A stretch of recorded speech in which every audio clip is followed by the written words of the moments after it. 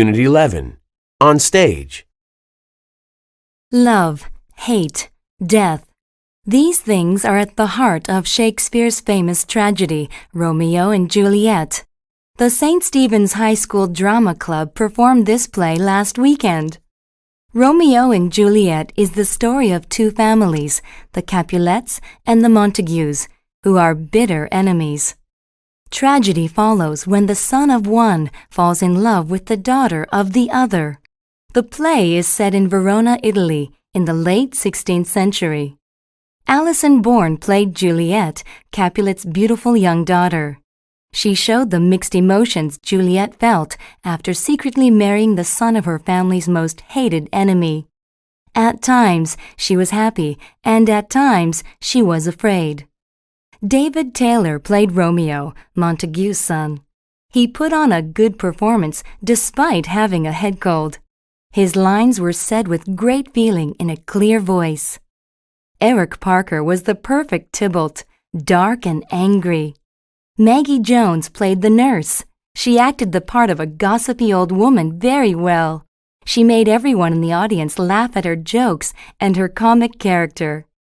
The whole cast showed enthusiasm in every scene. The actors knew the meaning of their lines. They used body language to show this meaning well. The stage lights were sometimes too bright or too dim, but the sword fights looked very real and the costumes were wonderful. Overall, St. Stephen's production of Romeo and Juliet was a great night of high school theater. Unit 12. A famous portrait. The Mona Lisa is one of the most famous paintings in the world. It was painted by the great Italian artist Leonardo da Vinci between the years 1503 and 1505. The portrait was done with oil paint on a simple piece of wood. The portrait shows a woman in front of a landscape with mountains. Many people believe that the model for the painting was the wife of an important man in the area. However, some people now think that Da Vinci actually drew a picture of himself. They say the face looks similar to his. Apparently, Da Vinci loved the painting so much that he carried it with him at all times until he sold it to the King of France. The portrait is famous for several reasons. The best-known reason is for Mona Lisa's unusual smile. It is difficult to say if she is being pleasant or looking arrogant. Another reason the painting is famous is that it was stolen from an art museum in 1911. Both France and Italy sent people to look for the lost painting. It was then found 2 years later in a hotel in France.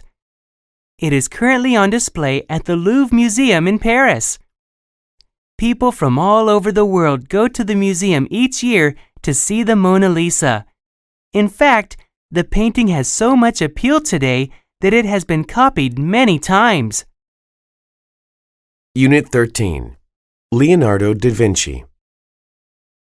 When most people hear the name Leonardo da Vinci, they think of art. But in fact, he was a man of many talents. He was a scientist, an inventor, and an artist. Leonardo da Vinci was born in 1452 in Vinci, Italy. When he was 14, his father sent him to Florence to train under Andrea del Verrocchio, one of the best artists in the area. Leonardo became better than Verrocchio. By his early 20s, Leonardo was famous for his painting.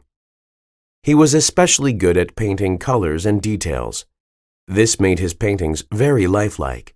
His most famous paintings are the Mona Lisa and the Last Supper. Leonardo was also a great scientist. He was a good observer of life and nature. He would ask himself simple questions like, how do birds fly? Then he would try to find the answers. He was interested in everything. For example, he studied the inner workings of the human body. He would cut up dead bodies to examine their insides. Leonardo was also a talented inventor. He believed that by understanding how each part of a machine worked, the parts could be changed and combined in different ways to make new machines.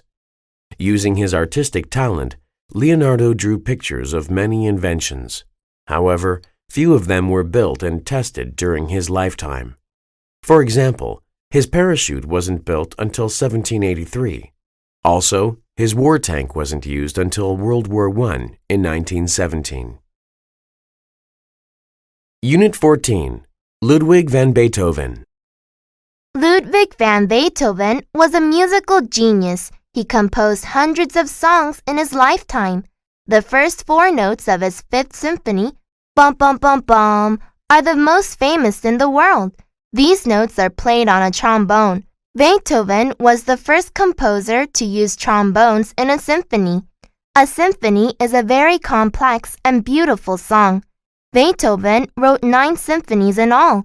He said that he first composed symphonies in his head. He heard the part for every instrument in his mind before he wrote the first note on paper. Beethoven was born in 1770 in Bonn, Germany. His birthday was probably in December. Nobody is sure. He gave his first public performance at age 7. He wrote his first composition before he was 12. Sadly, at the age of 28, he started to go deaf. But he continued to compose music and to lead the orchestra. He never got married. After his death in 1827, friends found love letters that he had written to someone he called immortal beloved. To be immortal means to live forever. Beloved is a way of saying you love someone. His lover's name still remains a mystery. For these reasons, and because of his wonderful music, he is remembered as a remarkable man in history. Perhaps no other composer has had such a large effect on the history of Western music as Beethoven. Unit 15. A nice gift. We've been invited to Lisa and Tom's wedding in August, so we need to get them a present. Do you have any ideas about what to buy them? I don't know. I'm not very good at buying gifts for people. What do you usually buy people for wedding gifts? I'd like to buy something that they have especially asked for. Most couples who are getting married go to several department stores and make a list of what they would like, and the stores put the list into a computer system.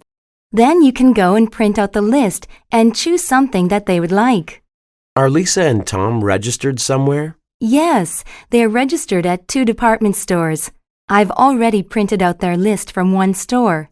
What have they asked for? Well, they have asked for different things for their new house. They would like towels, linens, decorations for the house, small appliances for the kitchen, china, silverware, crystal glasses, garden tools, and a patio set. Wow, that's a lot of stuff. How should we decide what to get them? They have listed a coffee maker as one of the things they want, so why don't we buy them a nice coffee maker? Okay, how much is it? It's $40. Maybe we could get them some nice coffee cups and some coffee to go with it. That's a great idea. I think that will make a lovely wedding present. Unit 16. Collecting Stamps. Hello everyone, my name is Franklin. I'm the president of the Greenville Stamp Collecting Club. Many people ask me why stamp collecting is such a popular hobby. There are several reasons. First, stamp collecting is inexpensive. Most letters come with stamps on them. All you need to do is remove the stamp from the envelope. It's true that nowadays we may not get as many letters as we used to. In that case, you might want to buy your first set of stamps. Stamp dealers often sell a lot of stamps for only $3. Second, stamp collecting is educational. Stamps have pictures of everything from world leaders to endangered animals to various sports. It is interesting to learn about the people and things that are pictured on the stamps. It's much more exciting than reading a boring history book. Also, stamp collecting can help build friendships between people from around the world. Stamp collectors in India, for example, can build stamp trading friendships with people from Mexico. They can learn about each other's culture while they exchange stamps. Finally, collecting stamps is something that families can do together. Parents and children can spend time enjoying the same hobby and build a closer relationship, instead of sitting in front of the television each night. So there you have 4 good reasons why stamp collecting is the world's #1 hobby. I hope you have enjoyed my talk. There are refreshments in the lobby. Thank you. Unit 17. Rock, Paper, Scissors. Come on, Tony, let's go to a movie tonight. We went to a movie on Saturday, Mary, but we haven't gone bowling for a long time. I know. Let's play rock, paper, scissors to decide. Rock, paper, scissors? It sounds like an interesting sort of game. How do you play it? First, we each make a fist with our right hand, and then we shake our fists at the same time. 1, 2, 3. On the count of 3, you can keep your hand in a fist. That's rock. Or open your hand with the palm flat. That's paper. Or keep your fist but put out your first and middle fingers. That's scissors. The winner is the person who has the stronger item. That sounds stupid because rocks are stronger than paper and scissors, so the rock will win every time. That's true in real life, Tony, but that's not how it works in this game. Rock can break scissors, but rock can be covered by paper, and paper can be cut by scissors. So rock defeats scissors, paper beats rock, and scissors beats paper. It's interesting that each item in the game can defeat one other thing and lose to one other thing. I wonder who invented this game.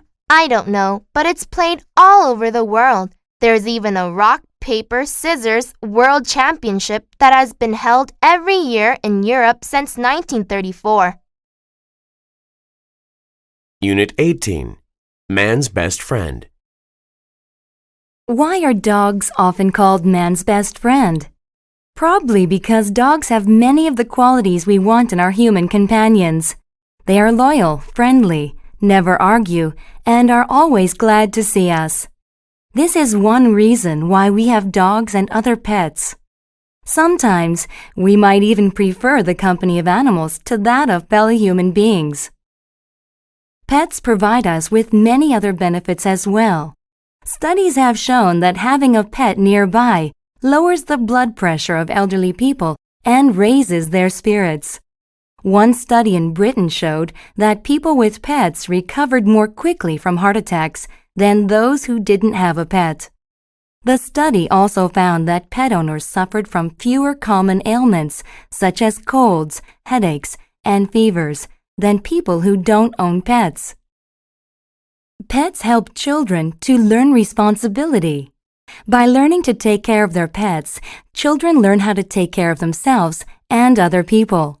Walking dogs each day gives children regular exercise. Pets can also help keep us safe.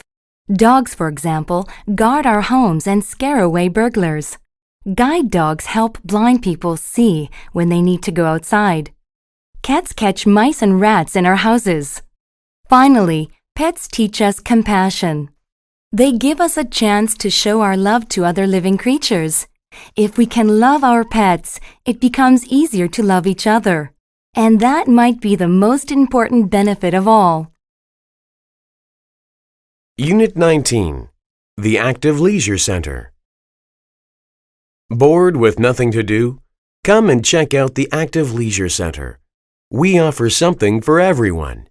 The center has a heated outdoor swimming pool with 5 different water slides for those who want some fun. There's also an indoor pool with lanes for more serious swimmers. Swimming lessons are available for all levels.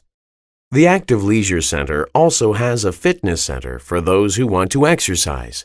We have running machines, exercise bikes, weight machines, and free weights, and daily aerobics and jazz dance classes.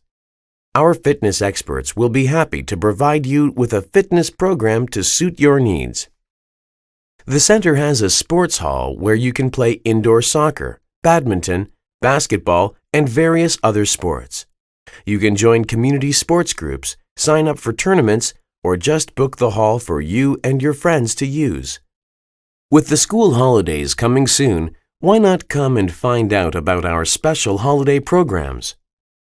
We have programs for all ages, from kindergarten to high school students. And if you join now, you can even get a family discount. So come and take advantage of all that the Active Leisure Center has to offer. We're open from 6 a.m. to 10 p.m. on weekdays and 8 a.m. to 8 p.m. on weekends. For more information, call 325-6188 or visit our website at www.activeleisure.com. Unit 20, The Audition. Hi, Cindy. Are you ready for the big audition this afternoon? I don't know, Greg. I've been practicing the script all week, but the princess has so many lines that I don't know if I can remember them all. You don't have to remember all of them for the audition, just the lines for the main scene, where the pirate meets the princess and tries to kidnap her.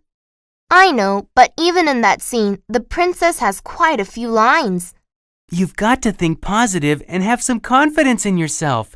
I think that you're going to get the part and that you'll be a fantastic princess. Well, I'm glad that somebody has confidence in me. I think I'm just worried that I'll forget my lines. By the way, which part are you going to try out for? I'm trying out for the part of the pirate, the one who tries to steal the princess away from the prince. Oh yeah, the pirate and the prince get to have that cool sword fight in the final scene, and then the prince kills the pirate with his own sword. Yeah, I remember reading that in the script. But at the audition today, we'll be practicing the scene where the pirate first sees the princess and falls in love with her. Hey, I'll help you practice your scene if you'll help me practice mine. You've got a deal. Let's start now.